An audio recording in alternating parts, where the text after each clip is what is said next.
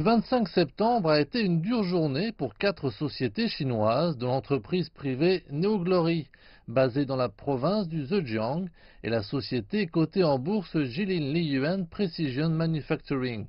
Ce jour précis, ces 4 entreprises ne se sont pas acquittées du règlement de 5 remboursements obligataires.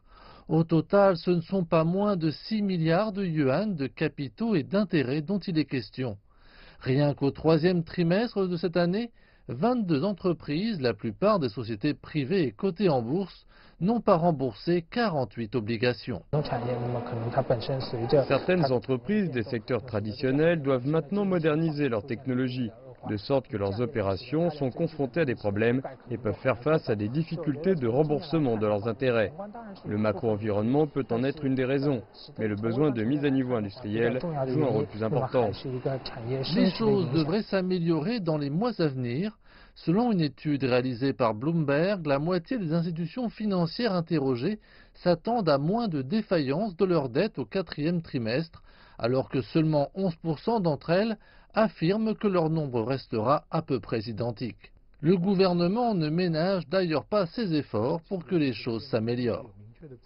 Par exemple, la Banque centrale a sans détour demandé aux banques commerciales d'acheter des dettes d'entreprise par le biais de prêts à moyen terme.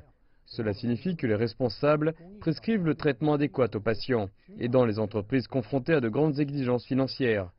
En outre, la Banque centrale, le Conseil des affaires d'État et les 4 grandes banques commerciales ont organisé des colloques pour communiquer avec ces sociétés privées et les aider dans leur financement.